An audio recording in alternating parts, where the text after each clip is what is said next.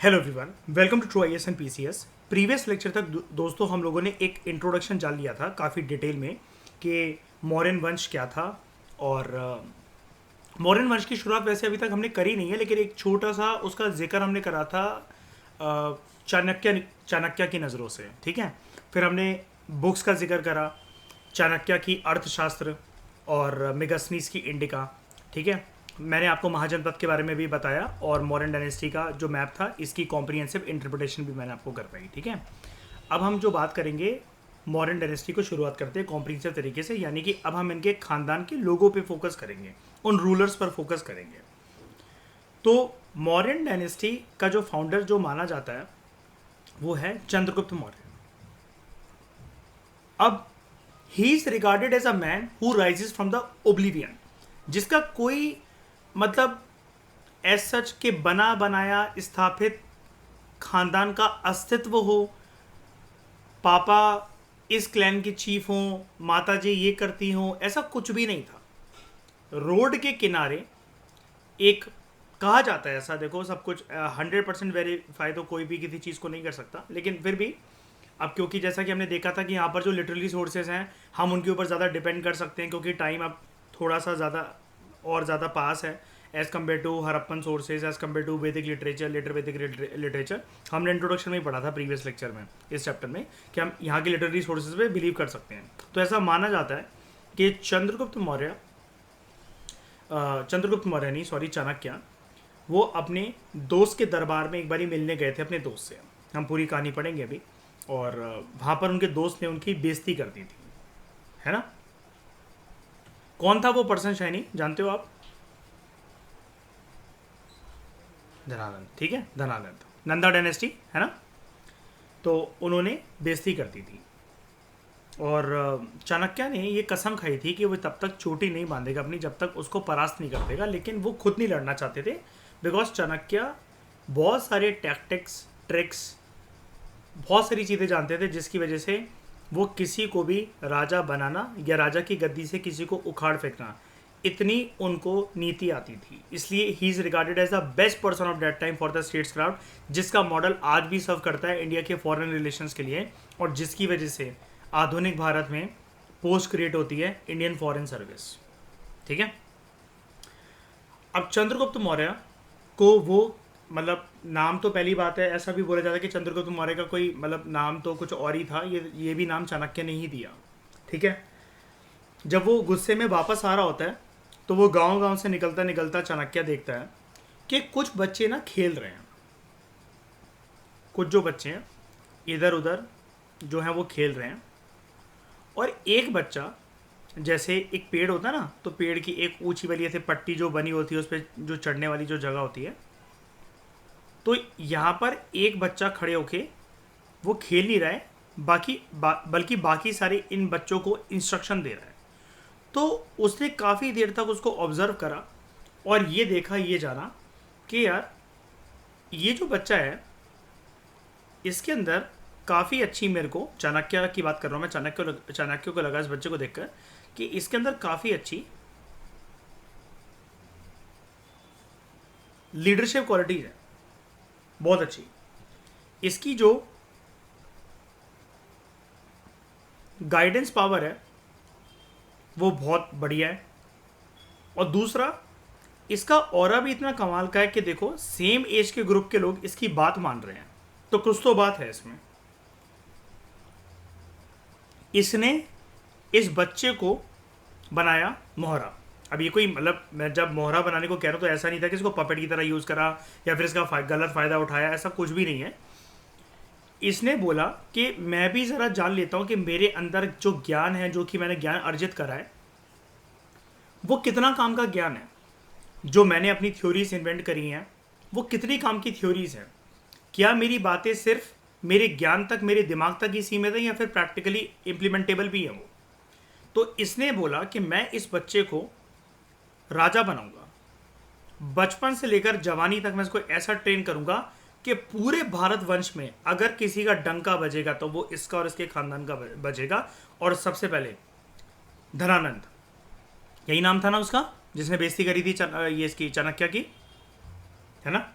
धनानंद, सबसे पहले मैं अपने इस होमवर्क को टेस्ट करूंगा। होमवर्क इन द सेंस कि इस बच्चे को जो मैं सिखा रहा हूँ, सारी नीतियाँ, सारी रणनीतियाँ, साम दाम दंड भेद और एम्पायर बिल्डिंग का काम करवाऊंगा, या जो भी इसका मकसद था कि सबसे पहले मैं वो चीज़ करके दिखाऊंगा कि पहले धनानंद परास्त होता है कि नहीं होता।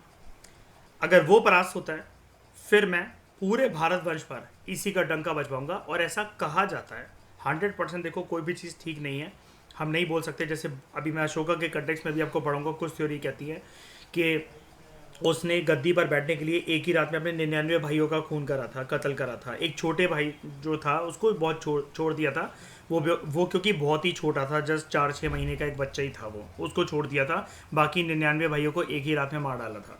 तो अलग अलग थ्योरीज हैं।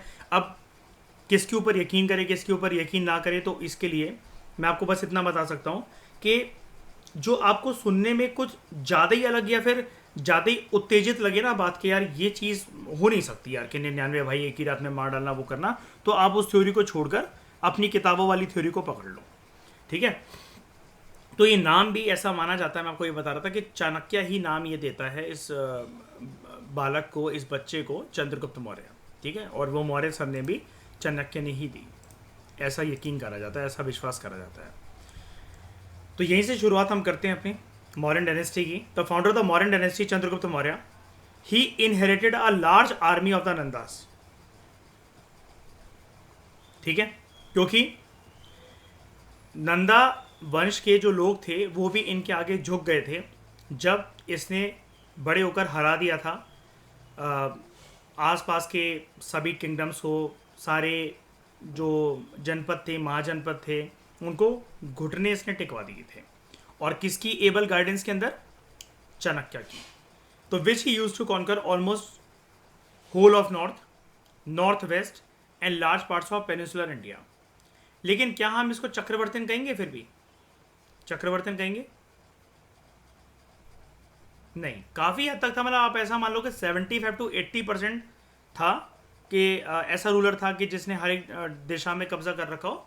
फिर भी थोड़ा सा इलाका, जैसे अभी आपको यहाँ पर कौन सा एरिया मिस दिख रहा है, मिसिंग दिख रहा है? नॉर्थ वेस्ट की बात हो गई, नॉर्थ वेस्ट चलो वेस्ट ही मान लो, काइंड ऑफ दक्षिण भारत की बात हो गई, ईस्टर्न इंडिया मिसिंग है ना।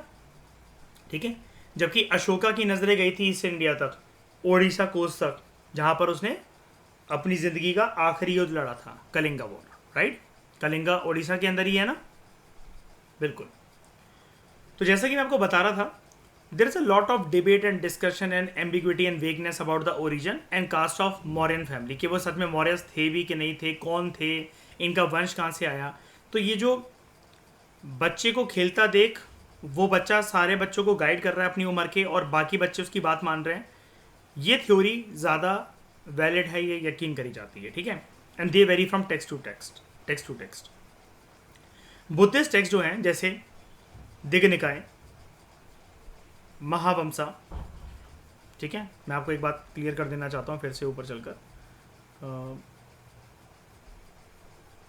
यहाँ पर एक बात याद रखना शैनी, मैंने इनको प्रीवियस लेक्चर में बताया था, मैं आपको दे दूंगा ये, कि चंद्रगुप्ता की लाइफ से रिलेटेड जो बुद्धिस्ट टेक्स्ट हैं वो 3 हैं, महावंसा, मिलिंदापानो और महाभाष्य। जबकि महावंसा के थोड़ा सा पार्ट, लेकिन प्रोमिनेंटली दीपावंसा, अशोकवदान और दिव्यवदान, ये अशोका के बारे में हमें बताते हैं। जबकि चंद्रगुप्त के बारे में, अशोका के दादाजी के बारे में हमें 3M ऑफ बुद्धिस्ट टेक्स्ट की ट्रिनिटी से पता लगता है। ट्रिनिटी वाला 3 वो सोर्सेस, 3M मतलब पहला M महावंसा, दूसरा M मिलिंदपानो, तीसरा M महाभाष्य। ठीक है। जबकि अशोका को पढ़ने के लिए मेजरली 4 टेक्स्ट यूज होते हैं। महावंसा के बारे में भी थोड़ा सा अशोक के बारे में गिवन है, ज़्यादातर गिवन है चंद्रगुप्त के बारे में। लेकिन ऐसा नहीं था, गलत हिंट मत पकड़ लेना शाइनी मयूर के, ये जो बुद्धिस्ट टेक्स्ट है ये इनके बारे में थे। इनके बारे में झलक मतलब एक पेश करते हैं, थोड़ा सा हमें हिंट देते हैं। ठीक है। वैसे तो आपको पता है उसके अंदर इन सब चीज़ों के अंदर बुद्धा की टीचिंग्स वगैरह फिलॉसफी थी, है ना शनि। तो एक है दीपावंसा, अशोकवदान और दिव्यवदान।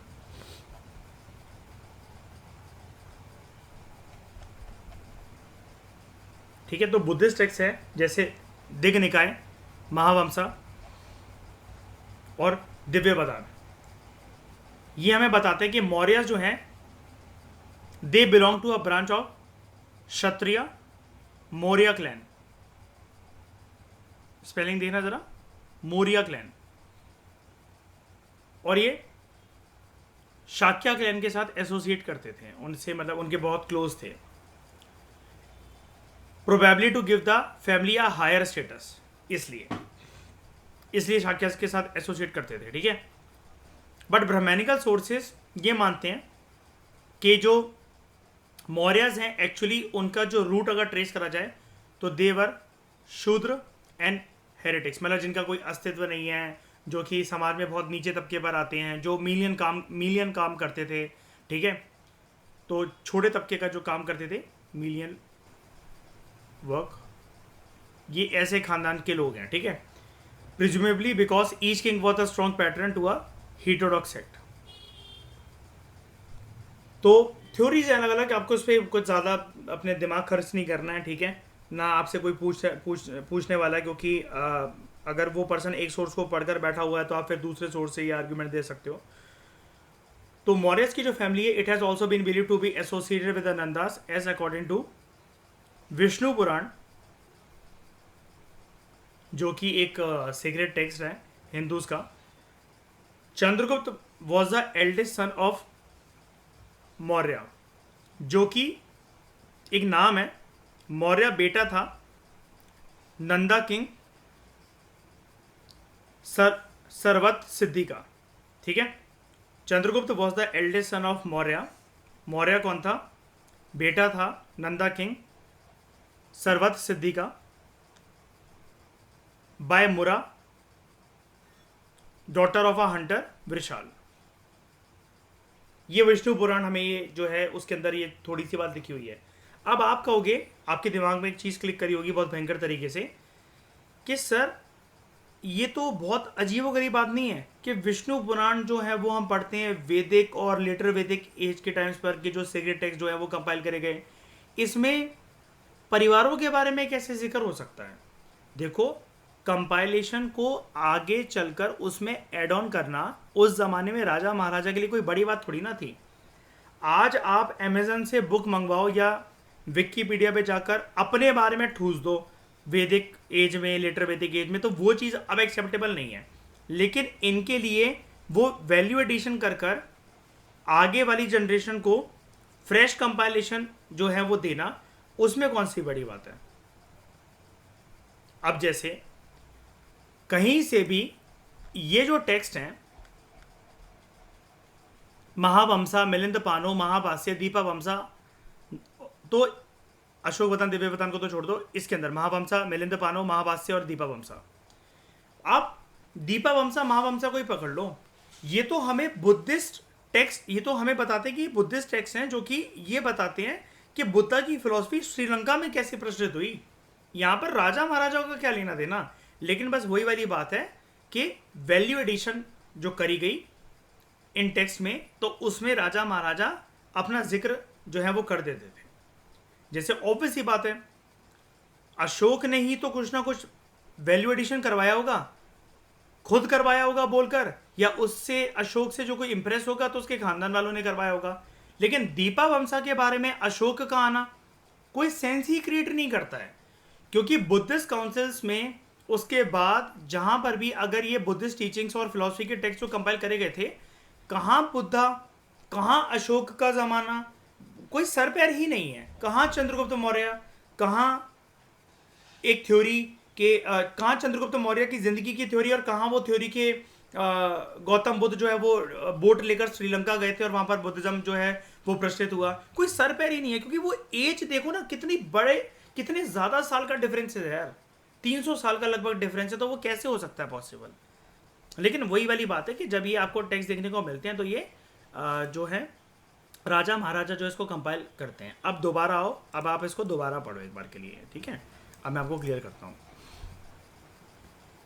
अलग अलग टेक्स्ट अलग अलग बातें कर रहे हैं ना। कई लोग बोल रहे हैं, नंबर 1 थ्योरी ये बोल रहे हैं कि ये क्षत्रिय मौर्य क्लैन थे और शाक्यास के साथ अपने आप को एसोसिएट करते थे। जैसे शाक्या क्लैन से तो बुद्धा भी थे ना, उनके पिताजी भी थे, हाँ के ना, है ना, ताकि इनको हायर स्टेटस मिल सके। ब्राह्मणिकल सोर्सेज बोलते हैं शूद्र थे, ठीक है, और हेरेटिक्स थे, बहुत मीनियल वर्क करते थे, मीनियल काम करते थे, छोटे तबके का काम करते थे, और कोई सोसाइटी में कोई अच्छी औकात नहीं थी। क्या कह रहे हो? ठीक है।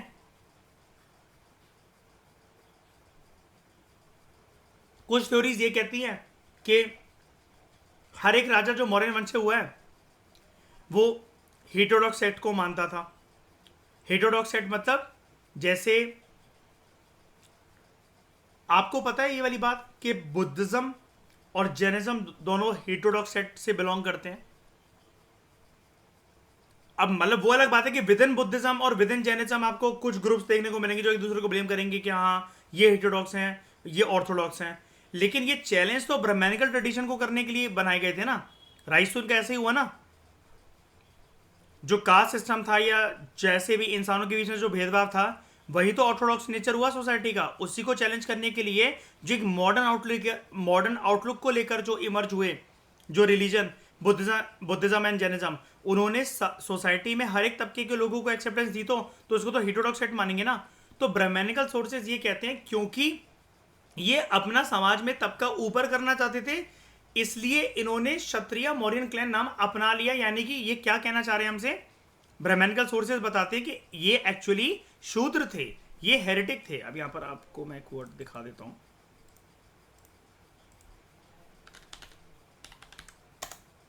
ये देखो, पर्सन बिलीविंग इन और प्रैक्टिसिंग रिलीजियस हेरेसी, यानी कि अनऑर्थोडॉक्स थिंकर, हेटेरोडॉक्स थिंकर। ठीक है। तो शूद्र अगर थे तो मीनियर काम करते थे, और अगर सोसाइटी में मॉडर्न आउटलुक अगर अपनाना चाह रहे हैं तो ब्राह्मणिकल सोर्सेज हमें ये बता रहे हैं कि एक्चुअल में क्षत्रिय तो थे ही नहीं, शूद्र थे। करा क्या इन्होंने?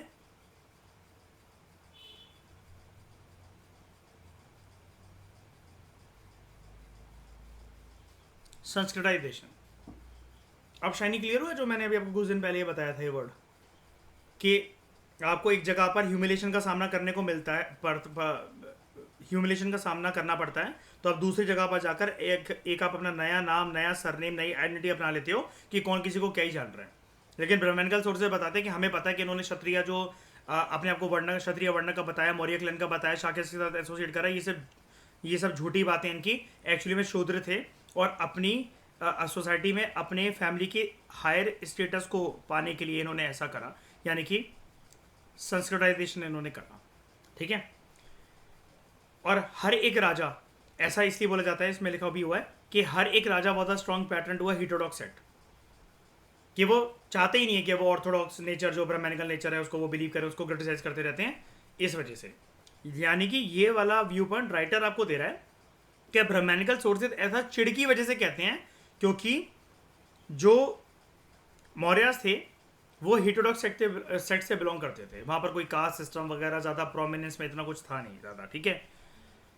अब और थ्योरी क्या कहती है? एक और थ्योरी, तीसरी थ्योरी ये कहती है, एक तो थ्योरी हो गई क्षत्रिय हायर स्टेटस, दूसरी हो गई ब्राह्मणिकल सोर्सेज बोले कि शूद्र हैं। तीसरी थ्योरी है कि the family has also been believe to be associated with the Nandas, क्योंकि अकॉर्डिंग टू विष्णु पुराण एक नंदा राजा था, सर्वत सिद्धि। ठीक है, सर्वत सिद्धि। तो ऐसा माना जाता है कि चंद्रगुप्त जो था ये सबसे बड़ा बेटा था मौर्य का, और वहीं से इसने नाम अपनाया चंद्रगुप्त मौर्य, अपने पिताजी के नाम ले लिया इसने अपने सरने में। चंद्रगुप्त सबसे बड़ा बेटा था मौर्य का, और मौर्य बेटा था नंदा किंग सर्वस्थ सिद्धि। तो यानी कि इनडायरेक्ट रिलेशन है नंदास, सॉरी मतलब दूर का रिलेशन है नंदास के साथ, मतलब एक पीढ़ी का गैप है। ठीक है। यानी कि अगर मैं इसको देखूं ध्यान से तो अब मेरे को देखने को क्या मिलेगा? पहले नंदा किंग, देख लो ध्यान से सुनो, नंदा किंग,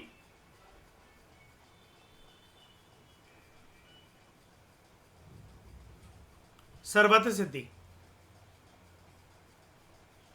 ठीक है, सर्वत सिद्धि। उसके बाद सर्वत सिद्धि का बेटा कौन? नहीं, यहां पर देखो ना, बेटा कौन इसका? मौर्य। मौर्य के बेटा कौन? हाँ, ये मयूर एक थ्योरी है कि वो बोले थे कि चंद्रगुप्त मौर्य इसका नाम नहीं था, मौर्य का बेटा था ये। और मौर्य खुद बेटा था सर्वत्र सिद्धि का, जो कि एक नंदा किंग था। तो मौर्य का बेटा कौन? चंद्रगुप्त।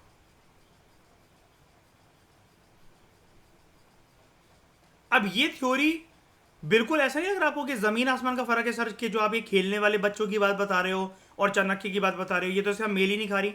कोई सर पैर ही नहीं है, कोई लिंक ही नहीं है, सपने में भी ख्याल नहीं आ सकता ये वाला। तो बताओ, है ना ऐसा? तो अलग अलग थ्योरी है।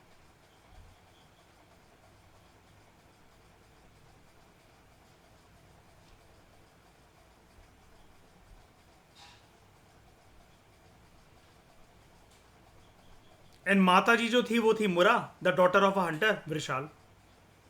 तो लीनियज जो है वो दोनों से ट्रेस करी जाती हैं।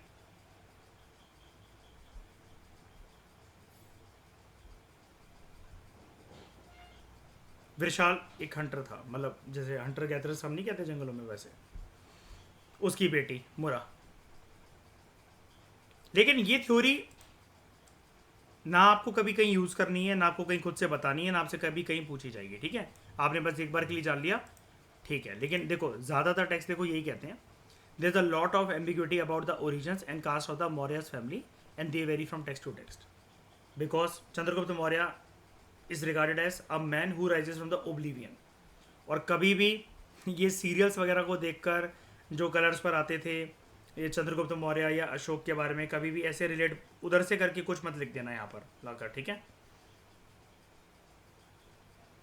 हमारे यूपीएससी की थ्योरीज अलग होती हैं, क्योंकि हम वही वाली बातें करते हैं जिसके बारे में हम श्योर शॉर्ट होते हैं।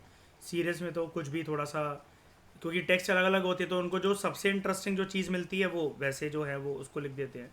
जैसे मैंने आपको एक थ्योरी बताई थी, याद है, रामायण की, कि रामेश्वरम की स्थापना करते वक्त रावण की कैद में जब सीता माता थी भी, तब भी रावण पूजा करवाने लेकर आता है फॉर द टाइम बिंग। बताया था ना मैंने आप लोगों को ये वाली बात, ठीक है? लेकिन जो टीवी पे जो बचपन से सब लोगों ने जो रामायण देखी, हमारे मम्मी पापा दादा दादी ने जो हमेशा से देखी है, उसमें ऐसा कोई सीन नहीं था कि रामेश्वरम की स्थापना राम जी वहाँ पर अकेले ही करते हैं, राम सेतु का पुल बनाने से पहले। वहाँ पर सीता मैया को लेकर रावण नहीं आता। लेकिन दूसरे सोर्सेज ये कहते हैं कि नहीं, कभी भी कोई एक मैरिड मैन की पूजा अपनी पत्नी के बिना अधूरी होती है, वो पूजा लगती ही नहीं है। तो एक पुजारी की भी ज़रूरत थी। अब श्रीलंका में राम जी है, उनकी सेना क्या जाने कि कौन सा पुजारी यहाँ पर क्या वो करवाएंगे स्थापना। तो रावण से बड़ा बड़ा तो कोई पुजारी था ही नहीं, तो उसको लंका से बुलाया जाता है और बताया जाता है कि देखो, पूजा में इनकी अर्धांगिनी को, सीता मैया को बैठने की ज़रूरत है। तो for the time being Rameswaram की स्थापना करवाते हुए वो तंत्र मंत्र का उच्चारण या जो भी, मतलब जो पुजारी होता है, ये पुजारी का कर्तव्य निभाता है रावण, और बस पूजा के लिए वो सीता मैया को बिठा देता है राम जी के पास, और फिर वापस लेकर चला जाता है।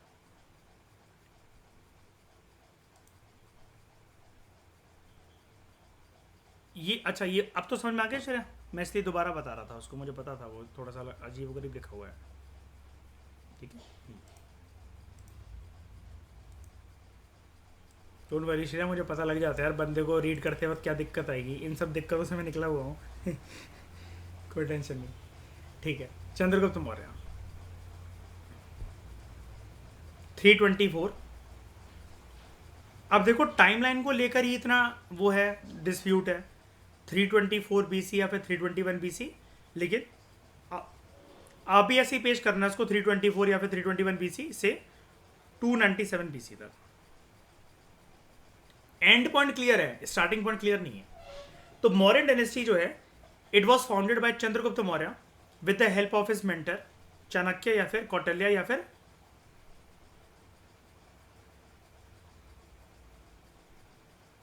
विष्णुगुप्त।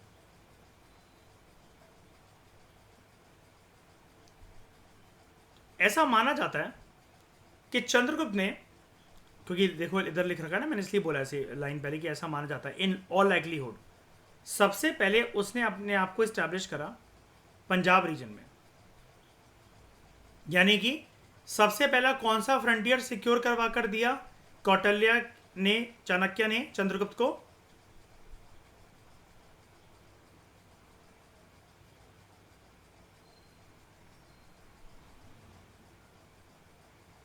शुरू से ही जो भारत के लिए सबसे ज़्यादा एक राहु शनि वाला कारक रहता है वो इलाका। तो पंजाब तो सिर्फ यहाँ पर कहने के लिए लिखा हुआ है, लेकिन एक्चुअल में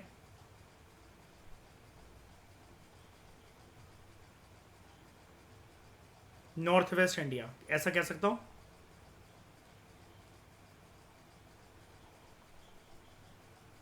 नॉर्थ वेस्ट, शाबाश Shreya, very good. North west India, Punjab लिख देता हूँ मैं यहाँ पर, आप लोग भी ऐसा मैप बना लेना और पंजाब लिख देना। और पंजाब के बाद वो ईस्टवर्ड मूव करता है until he gain control over the Magadh region. और मैंने जहां पर बनाया वही मगध रीजन। मगध कहां पर है स्टेट आज की, अगर मेरे को देखना हो तो बिहार। और पाटलिपुत्र कहां पर है, बिहार, ठीक है। तो according to traditional belief, Chandragupta adopted this strategy on the basis of a moral drawn from an instance। कौन सी स्ट्रेटजी की बात, कि मतलब उसने एक जगह पर स्टैब्लिश करो, फिर वहां से धीरे जाते जाते अपने आप को बढ़ाते चलो, ठीक है। स्ट्रॉन्ग होल्ड एक रीजन में बनाओ, फिर वहां से धीरे धीरे करते करते अपने आप का जो कंट्रोल है वो एक्सपेंड करते चलो। मतलब एक्सपेंशनिज्म बाद में करो, पहले एक जगह पर कंसोलिडेशन कर लो, ठीक है।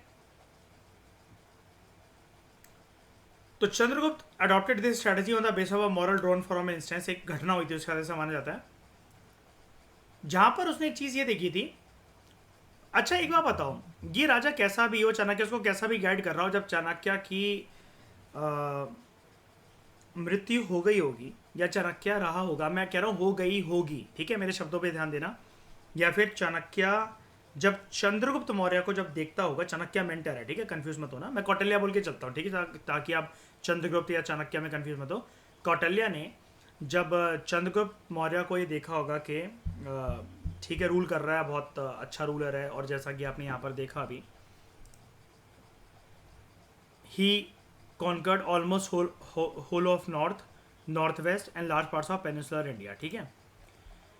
चाणक्य के जीते जी क्या इसने जैनिज्म को अपनाया होगा?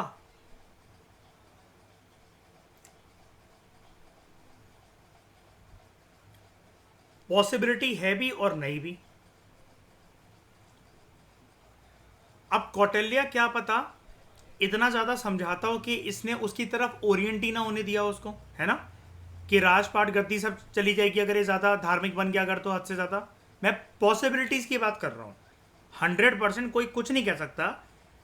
100% जो चीजें आना शुरू होंगी ना, वो शुरू होंगी बिंदुसार और अशोक के टाइम पर। अभी चंद्रगुप्त मौर्य के टाइम पर बहुत सारी चीजें ना ऐसी हैं कि कुछ थ्योरी ये, कुछ थ्योरी वो, कुछ ऐसी कुछ वैसी, ठीक है। मैं लेकिन डाइवर्स व्यू पॉइंट्स आपके सामने इसलिए लेकर आ रहा हूं कि जहां जहां से जो जो कुछ चीजें लिखी हुई हैं और जितनी नॉलेज मैंने गेन कर रखी है वो मैं आपके सामने एक बार पेश करूं, ताकि आपकी बुद्धि अलग अलग चीजों को लेकर खुले। तो चंद्रगुप्त मौर्य, मैं इसलिए बोल रहा हूँ जैनिज्म, ये जैनिज्म से प्रभावित था। भद्रबाहु इसको आखिरी ईयर्स में लेकर चला गया था, श्रवण बेलगोला कर्नाटका, है ना, और जहां पर इसने सल्लेखना परफॉर्म कर ली थी।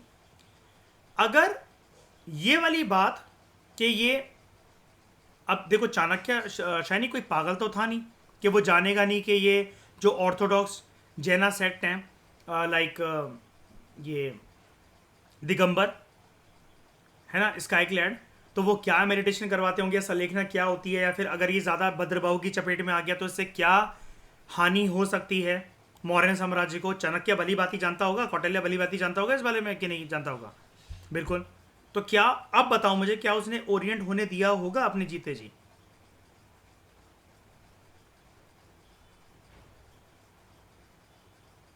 नहीं नहीं, उधर तो थे। मैं पहले इसकी बात कर, सल्लेखना तो इसने करी थी ना, बिंदुसार ने थोड़ी ना करी थी।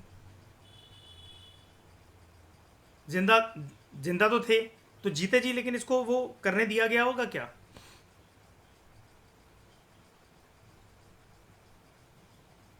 देखो मैं एक बात बताता हूं आपको। धार्मिक भावना जब किसी के मन के अंदर जागती है तो उस पर्सन को फिर समझाना मुश्किल होता है, क्योंकि धर्म और किसी भी प्रकार का नशा जब इसकी लत या फितूर इंसान के दिलो दिमाग में हावी हो जाए, उसको छोड़ना इतना आसान होता नहीं है। आपके लिए जीवन में बहुत बड़ा सवाल खड़ा हो सकता है ना, अगर आपको कोई बोल दे कि इतना इतना पैसे ले लो, कुछ भी ले लो, लेकिन अपना धर्म परिवर्तन कर लो। जो हम फूड खाते हैं वो खाओ, हम जो वेशभूषा कैरी करते हैं, जो ड्रेस कैरी करते हैं वो आप कैरी करो। ये आपकी आत्मा को एक बार के लिए तो हिलाकर रख देगा ना। चाहे फिर आप अपने आप को कुछ भी कह लो कि हम कम पूजा पाठ करते हैं, हम ज़्यादा नहीं मानते हैं, हम बहुत ज़्यादा मानते हैं, जो भी हैं, एक बार के लिए आपको धक्का तो देगा ना ये। तो पॉसिबिलिटी ये है कि एंड के दिनों में, मतलब जीवन के आखिरी दौर में, अब आखिरी दौर ऐसा भी नहीं था कि चंद्रगुप्त बहुत बूढ़ा हो गया है या फिर उसको कोई समझ ही नहीं है या शरीर बोल पड़ा उसका। जब चाणक्य उसके बाद तक जिंदा है तो ऑब्वियस ही बात है, जीते ही जी तो मरा है ना उसका, मतलब अपनी इच्छा से मरा है। ये जैनिज्म की जब चपेट में आ गया था तो हो सकता है ना, मैं हर बात हो सकता ही कह रहा हूं, कि कौटिल्य को एक मुश्किल आ पड़ी हो कि वो चंद्रगुप्त मौर्य को इसकी चपेट से, धार्मिक चपेट से बाहर नहीं निकाल पा रहा, तो उसने अपना टोटल फोकस बिंदुसार की तरफ शिफ्ट कर दिया कि अब मैं इसको गाइड करूंगा, है ना, और इसको सिखाकर जाऊंगा कि तुम अपने बच्चों के साथ ऐसा मत होने देना, क्योंकि बना बनाया एम्पायर ध्वस्त हो जाएगा तो तुम किसी काम के नहीं हो। फिर तुम संलेखना करके चले गए, लेकिन तुम्हारा एम्पायर कौन संभालेगा फिर।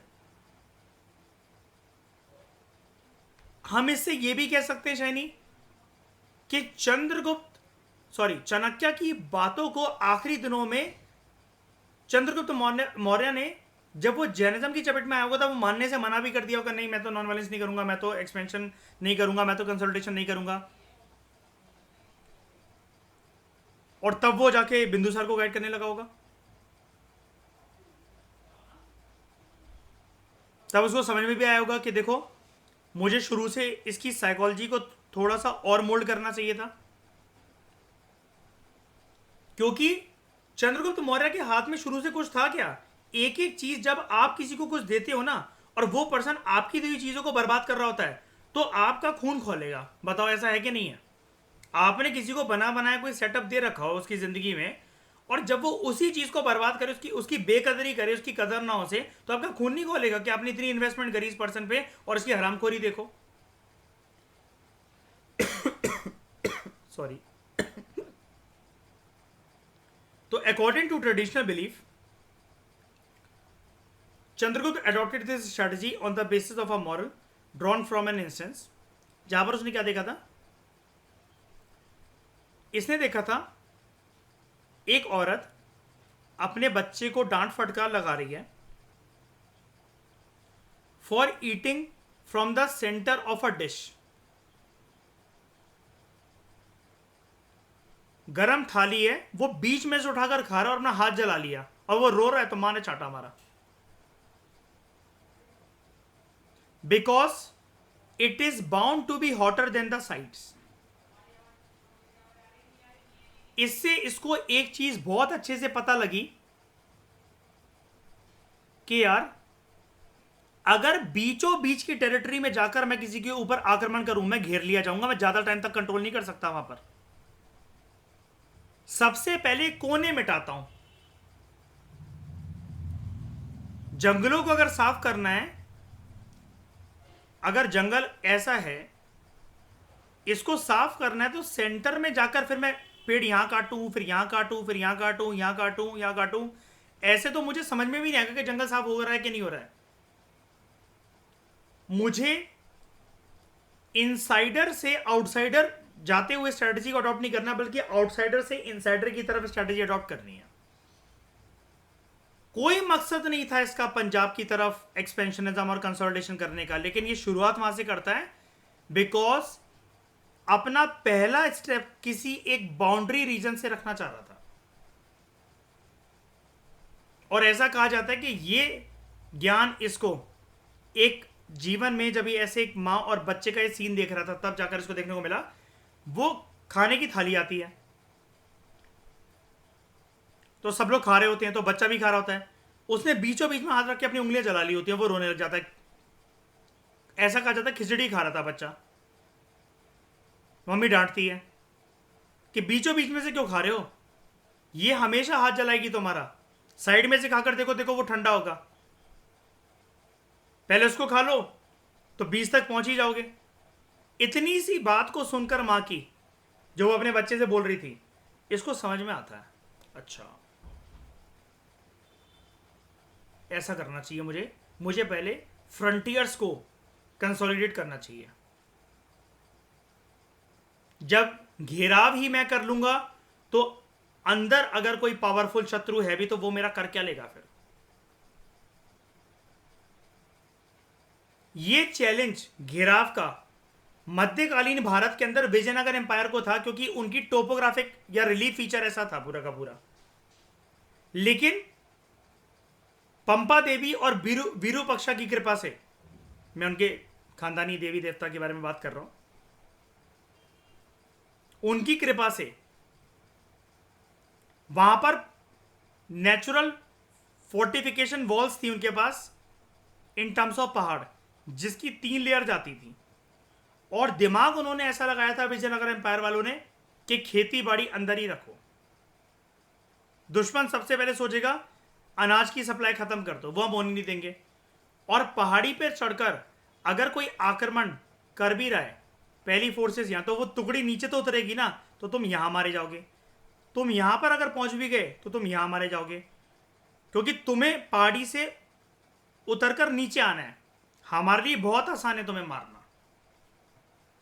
वो टोपोग्राफिक रिलीफ फीचर का एडवांटेज था उनके पास। लेकिन ये स्ट्रेटजी हर जगह काम नहीं करती है। जब आपका घेराव या घेराबंदी अगर हो रही है और आप बीचों बीच में हो तो आप बेटा मारे जाओगे। तो ये सीन हुआ, इससे इसने एक सीख ली। ग्रीक स्कॉलर्स चंद्रगुप्त को संद्रोकोटस बुलाते हैं, संद्रोकोटस। और ग्रीक स्कॉलर्स ऐसा बोलते हैं इसको संद्रोकोटस। इसको विलियम जोन्स ने, जो कि हिस्टोरियन था, प्रोमिनेंट हिस्टोरियन था, उसने आइडेंटिफाई करा ग्रीक वर्क से। ग्रीक सोर्सेस ये भी बताते हैं कि एक मीटिंग हुई थी चंद्रगुप्त मौर्य और अलेक्जेंडर द ग्रेट के बीच में, जिसने नॉर्थ वेस्ट इंडिया को इन्वेट करा था 327 to 326 BC। ये मीटिंग होती भी नहीं, लेकिन क्योंकि चंद्रगुप्त मौर्य ने अपनी एक्सपेंशनिज्म की पॉलिसी पंजाब रीजन से शुरू करी, नॉर्थ वेस्ट इंडिया से शुरू करी, तो वो ये एरिया कैसे छिनने देगा।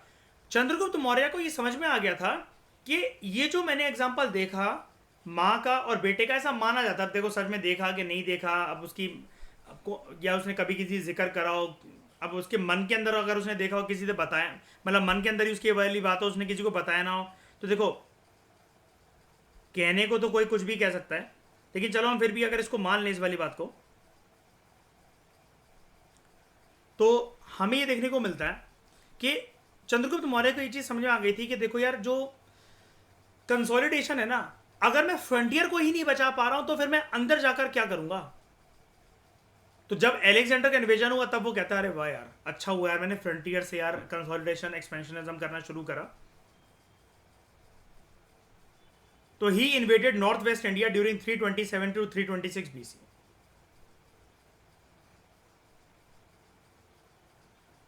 ठीक है, इसके बाद एक कन्फ्लिक्ट भी हमें देखने को मिलती है चंद्रगुप्त मौर्य और सेल्यूलस निकेटर के बीच में, who was one of the great journals of Alexander.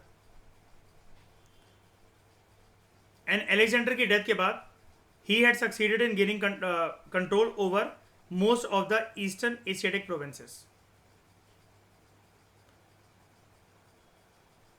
लेकिन चंद्रगुप्त मौर्य ने अपनी आर्मीज का सहारा लेते हुए, और उसके पास कौन सी प्रोमिनेंट आर्मी थी,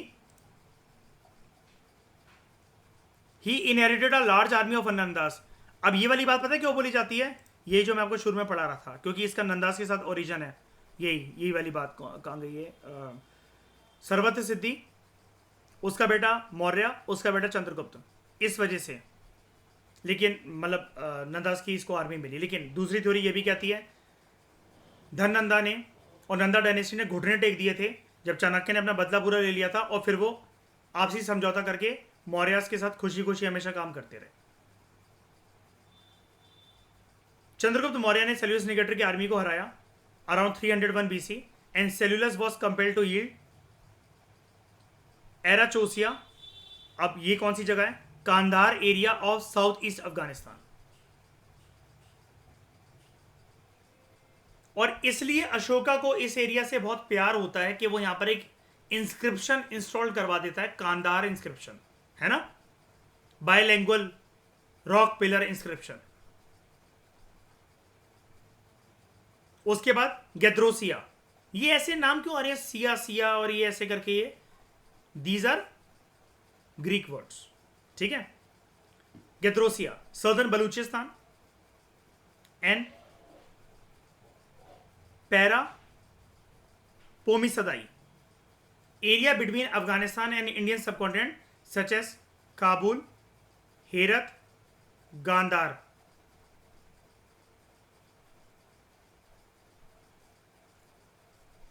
ये इसको सेल्यूलस निकेटर ने जहां जहां पर ये कब्जा करा था, देखो लिखा हुआ है ना कि अलेक्जेंडर की डेथ के बाद सेल्यूलस निकेटर एक बहुत पावरफुल लीडर के तौर पर इमर्ज होकर आया, ठीक है। And he succeeded in gaining control over most of the eastern Asiatic provinces, east Asia की तरफ। तो बस ईस्ट एशिया की तरफ अगर थोड़ा सा बढ़ेगा तो मतलब इंडिया का बॉर्डर, और उससे पहले लगता जो भी एरिया है, ये जो पाकिस्तान वाली साइड है, बलूचिस्तान वाली साइड है, थोड़ी सी ये जो अफगानिस्तान वाली साइड है यहाँ पर, तो इसलिए वो देखो कांधार, बलूचिस्तान, काबुल, हेरत, गांधार, ऐसे एरियाज को जो कब्जा करके बैठा हुआ था। चंद्रगुप्त मौर्य ने नॉर्थ वेस्टर्न इंडिया में ऐसा उसको परास्त करा कि उसने सारे एरियाज दे दिए, और बदले में चंद्रगुप्त मौर्य ने उसको बोला 500 हाथी रख लो और चले जाओ यहां से।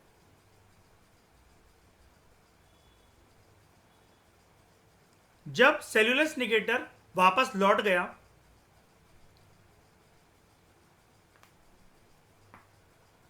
उसके बाद उसने अपने एक एम्बेसडर को भेजा कि रिश्ते यार अच्छे करे जाएं, मैं इसकी पावर को मान गया हूं मौर्यन साम्राज्य के। तो Seleucus Nicator send an ambassador to Mauryan court Megasthenes. और फिर इंडिका की कहानी तो प्रीवियस लेक्चर में मैंने आपको पूरी पूरी बताई थी, है ना।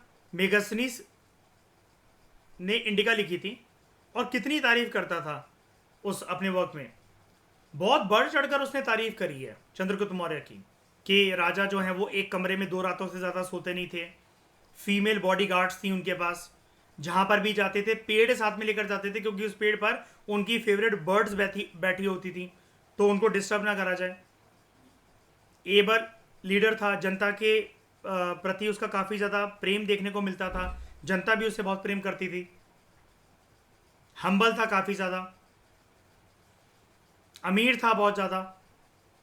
ये सारी बातें सेल्यूलस निकेटर लिखते हैं, और ये मैं कोई आपको यहाँ से नहीं बता रहा हूँ प्रीवियस लेक्चर से, ये सब कुछ 6th क्लास की जो एनसीईआरटी है, जो चैप्टर है हमारा मौर्यन एम्पायर, वहाँ पर एक बॉक्स में दे रखा है सारी बातें। कि एक यहाँ पर तो कुछ था ही नहीं वैसे भी, जो मैं बातें बता रहा हूँ कि एक रात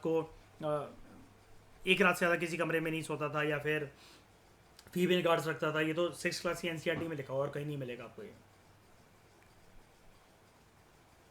हाँ, जो फूड था वो पहले क्या कहते हैं, वो बॉडी का टेस्ट करते थे। जैसे आपने वो देखिए हाउसफुल 2, जब वो उसका शुरू का सीन आता है, वो जो रितेश देशमुख उसका बॉडीगार्ड बनता है अक्षय कुमार का, बिस्किट पहले कुछ भी देने से पहले वो कहता है ना कि मेरा बॉडीगार्ड है, पहले ये टेस्ट करता है। तो he was the chief architect of Mauryan empire, Chandragupta Maurya की बात हो रही है, and build a vast empire which included Bihar, Nepal, western India, north western India and Deccan. अब according to Jaina text and tradition, why Jaina text here, इसके बारे में एकदम से जिक्र क्यों हो गया? देखो चंद्रगुप्त मौर्य लिखा हुआ है आगे ही, जैनिज्म को फॉलो करते हो। जैनिज्म के कौन से ब्रांच को, कौन से सेट को?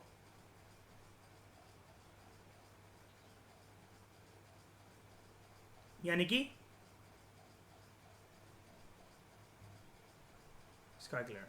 कुणाल, सब कुछ समझ में आता है ना? अभी रिसेंटली 12th खत्म करिए, लेकिन टफ तो नहीं लगती चीज़ें ये सारी, ये क्योंकि बहुत बहुत बड़े स्टैंडर्ड सोर्सेज हैं, क्योंकि ये इसको लोग 2-2, 3-3 साल के बाद करते हैं।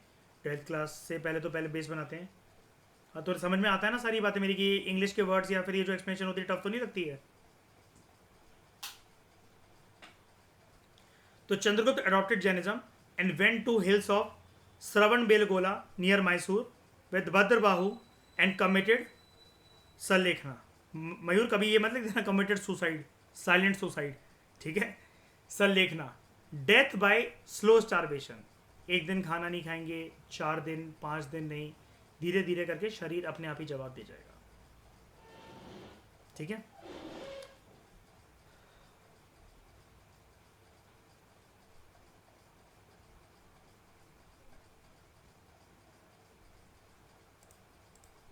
एक सेकंड एक सेकंड एक सेकंड।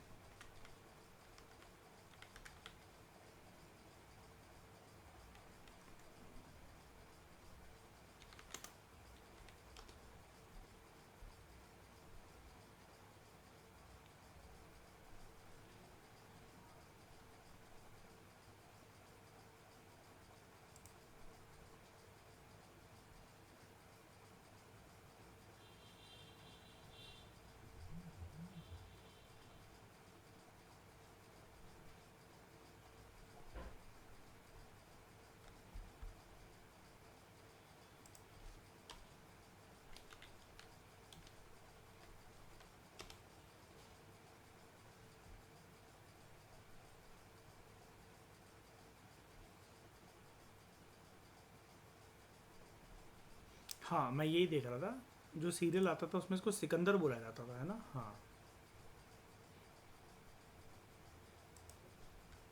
एलेक्जेंडर को, जैसे हरप, जैसे इंडस वैली को हम लोग, इंडस वैली सिविलाइजेशन को, जैसे हिंदी की जो हिस्ट्री की बुक्स होती है ना, हिंदी में अगर जो है एनसीईआरटी है, तो वो सिंधु घाटी सभ्यता ऐसा कुछ बोलती हैं वो उसको, सिंधु घाटी की सभ्यता, है ना। तो इस डिस्कशन में दोस्तों फिलहाल इतना ही। Thank you very much for discussion. हाँ, एक बात इंपॉर्टेंट और जाने से पहले,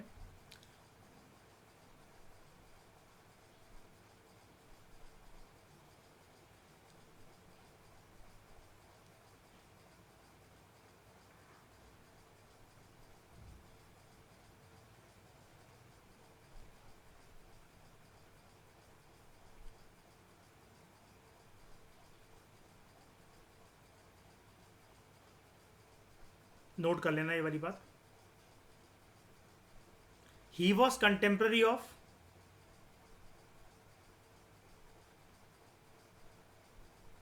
चाणक्य, राइट।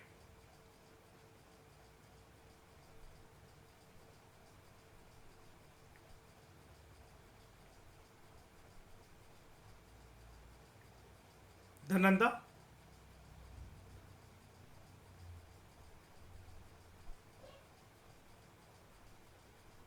एलेक्जेंडर,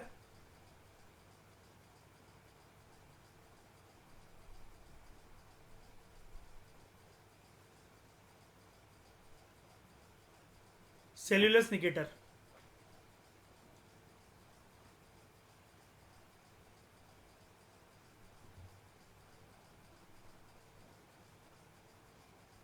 बिंदुसार। क्यों बोल रहा हूं मैं बिंदुसार? शाइनी, जब पूरी कहानी खत्म हो गई होगी तब पैदा हुआ था क्या बिंदुसार? छोटा बच्चा तो होगा ही ना उस टाइम पे, जानता तो होगा ना पापा क्या कर रहे हैं क्या नहीं कर रहे हैं, है ना। ठीक है। नहीं नहीं, मतलब सीरियसली बोल रहा हूँ, मतलब मैं ऐसा दिमाग लगाया करो अपना, कि सोचा करो यार, मतलब ये कोई किरदार तो कुछ है नहीं है, कोई माइथोलॉजिकल स्टोरी तो पढ़ नहीं रहे हम। आप खुद सोच के देखो, 40-45 की उम्र में अगर आपके पापा कंसोलिडेशन एक्सपेंशनिज्म करने निकले हैं, तो आप भाई अच्छे खासे लौंडे लपाड़े होकर जान तो रहे हो ना कि पिताजी कहाँ निकले हैं, क्या करने निकले हैं। तो एक बार बताओ, मैं जानना ये चाह रहा हूँ, ये सब लोग एक दूसरे के कंटेम्प्रेरी हुए कि नहीं हुए? हुए। ठीक है। तो इस डिस्कशन में दोस्तों फिलहाल इतना ही। Thank you very much for discussion.